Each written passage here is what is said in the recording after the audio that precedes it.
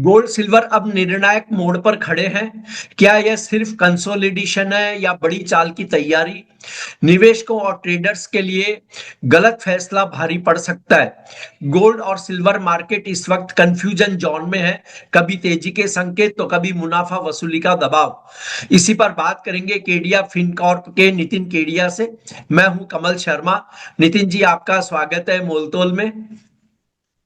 धन्यवाद कमल जी। सभी दर्शकों को नववर्ष की हार्दिक शुभकामनाएं और पूरे साल हमें मुल्तोल के व्यूअर्स से जो प्यार मिला है उसके लिए हम बहुत आभारी हैं और आशा करते हैं कि ये प्यार हमें 2026 में भी दर्शकों से मिलता रहेगा।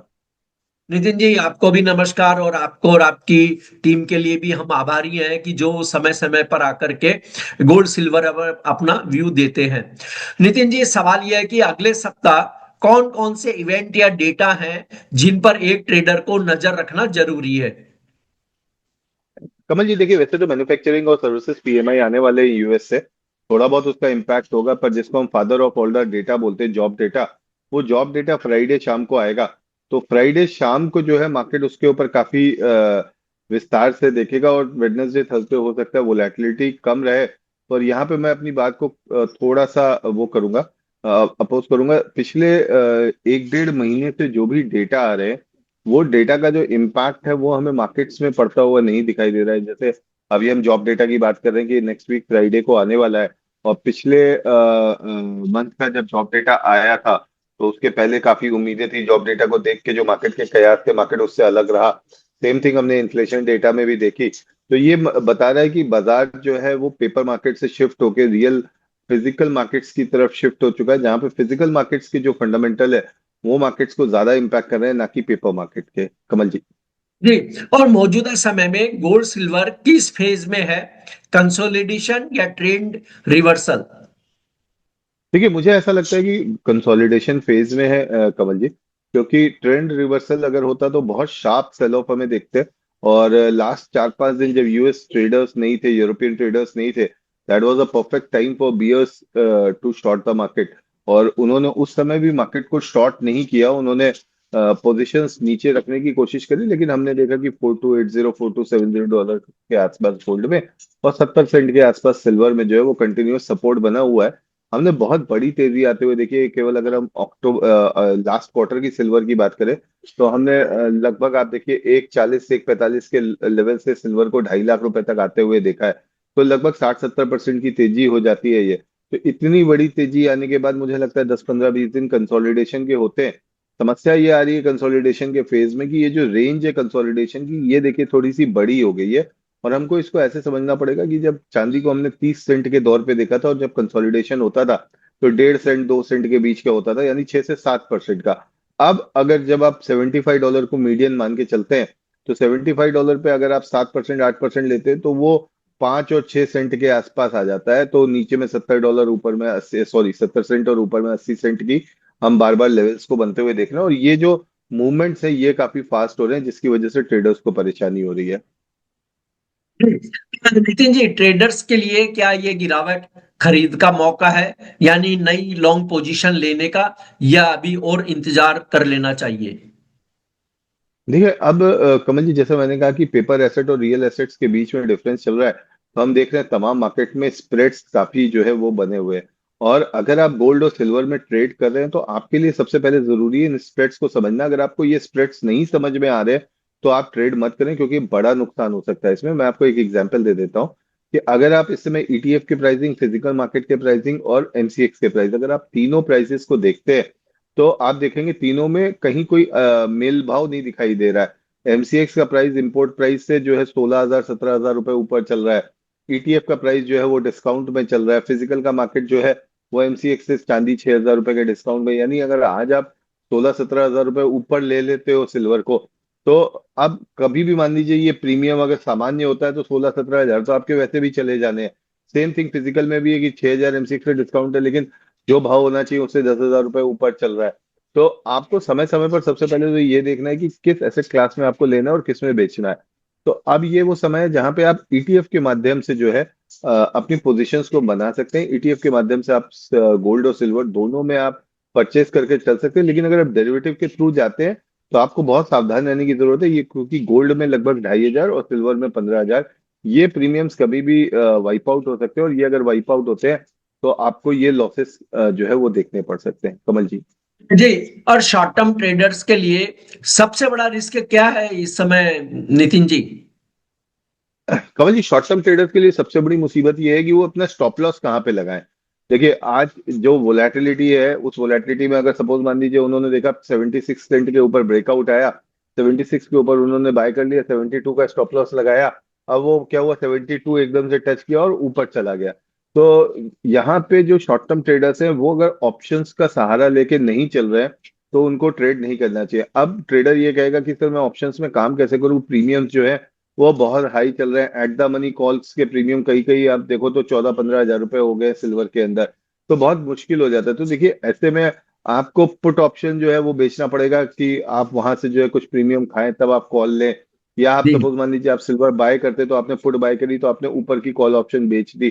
तो शॉर्ट टर्म ट्रेडर्स तो देखिए कोई बहुत बड़े 15-20-25% के मूवमेंट के लिए तो काम करते नहीं है, 3-4% के मूवमेंट के लिए काम करते हैं। तो वो मूवमेंट उनको इस तरह की स्ट्रैटेजी में मिल जाएगा जिसमें वो फ्यूचर बाय कर रहे हैं, कॉल ऑप्शन बेच रहे हैं और नीचे में पुट बाय कर रहे हैं, तो वो एक बेसिकली हेज भी हो जाएंगे।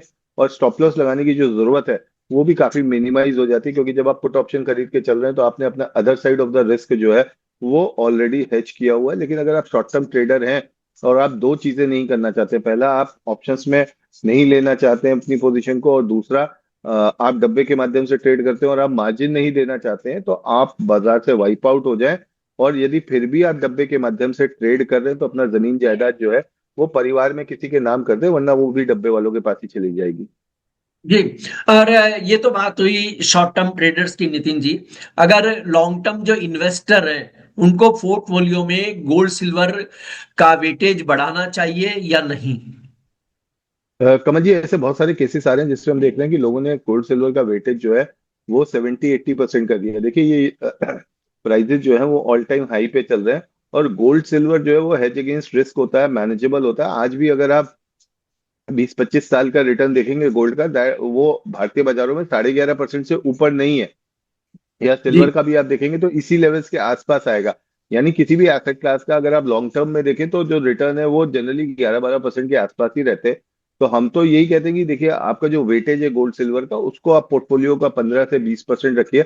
अगर आपने सपोज मान लीजिए बढ़ा के इस यूफोरिया में आपने ग्रीड में 40-50% कर दिए, तो आपको उसको कम कर देना चाहिए। आप उसको 15 से 20% ही रखिए, उसके ऊपर आप उसको मत बढ़ाइए। और ये समय जो है ये ईटीएफ के माध्यम से है, मतलब ईटीएफ अभी सस्ते चल रहा है, तो ईटीएफ के माध्यम से आप परचेस करके चलिए। जैसे ही ये पैरिटी जो है चेंज होगी, सपोज मान लीजिए ईटीएफ महंगे होते हैं, एमसीएक्स सस्ता होता है, तो हम मोलतोल के थ्रू आपको फिर से बताएंगे। मोलतोल का जो ऐप है उसमें भी आपको ये इन्फॉर्मेशन मिल जाएगी कि अब वो समय आ गया कि आप अपनी ईटीएफ की पोजीशन को काट के आप एमसीएक्स या फिजिकल में ले ले। तो आप अगर ऐप के साथ जुड़े रहेंगे तो ये इन्फॉर्मेशन भी आपको मिल जाएगी। जी। अब देखिए नितिन जी, हमने पिछले दिनों देखा, करीबन 10 दिनों के अंदर अंदर, कि सिल्वर में जो वॉलेटिलिटी हुई वो बहुत ही तगड़ी थी सोने की तुलना में। तो सिल्वर का ऐसे में कैसे लाभ उठाना चाहिए एक ट्रेडर को, क्योंकि वॉलेटिलिटी में पैसा भी बनता है और पैसा जाता भी है। देखिए, ऑप्शंस जैसे मैंने कहा, अगर ऑप्शंस का आप यूज करेंगे तो बहुत अच्छा पैसा बनेगा, मतलब बहुत जबरदस्त पैसा बनेगा इस समय। और अगर आप रिस्क मैनेज करके चलेंगे, मैं आपको कमल जी एक छोटा सा एग्जांपल देता हूँ। जी। मैं ये देख रहा हूँ कि जो क्लाइंट्स हमारे 30 किलो के लॉट पे काम करते थे और उन्होंने अगर 5 किलो और 1 किलो में शिफ्ट कर दिया है तो वो बहुत अच्छा पैसा बना रहे हैं, क्योंकि उनका स्ट्रैटेजी क्या है कि मैं 30 किलो एक बार में बाय कर लेता हूँ तो मेरा रिस्क बड़ा हो जाता है। तो सपोज मान लीजिए 2,35,000 में मैंने 5 किलो बाय किया, 2,15,000 में, 2,25 में, 2,15 में, 2,5 में, ऐसे करके मैंने 5-5 किलो करके 20 किलो ले लिया। तो मुझे ना तो घबराहट होगी, और मुझे पता है जरूरत पड़ने पे ये 20 किलो मैं कैरी भी कर सकता हूँ। और अभी की डेट पे ऐसा लग रहा है कि 2 लाख जो है ये एक बहुत महत्वपूर्ण सपोर्ट जो है वो सिल्वर के लिए काम करने वाला है। तो अगर आप अपना रिस्क मैनेजमेंट करेंगे, आपने 2,35 पे ली, मान लीजिए 2,25, 2,15, 2,5 पे ली, तो आपका जो एवरेज आएगा वो आप ये मान के चलिए कि लगभग लगभग 2,20 के आसपास आता है। अगर और ऊपर में बाजार कभी भी 2,70, 2,75 जाता है, आप वहां 2 महीने या 1 महीने में आप निकल जाते हैं। तो आप ये देखिए, आपको 20 किलो में ही 10 लाख रुपए जो है लगभग लगभग बच जाएंगे। ये हो सकता है कुछ लोग कैलकुलेशन करके कमेंट में लिखें कि ये कैलकुलेशन गलत है, मैं ये एक अप्रोक्स कैलकुलेशन लेके चल रहा हूँ। हो सकता है एवरेज ऊपर नीचे हो, या 10 लाख जी। का 9 लाख हो, या 11 लाख हो, ये हो सकता है। बट अगर आप इस संयम से काम लेंगे, पेशेंस से आप काम लेंगे, तो मुझे लगता है कि 20-20 किलो में भी आप एक एक महीने के अंदर 10 लाख रुपए 15 लाख रुपए आप बना सकते हैं। आने वाले एक दो महीने की भी अगर हम बात करें तो नितिन जी, किसी ट्रेडर को या इन्वेस्टर को सतर्कता बरतनी ज्यादा जरूरी है या एग्रेसिव होना चाहिए मार्केट के लिए?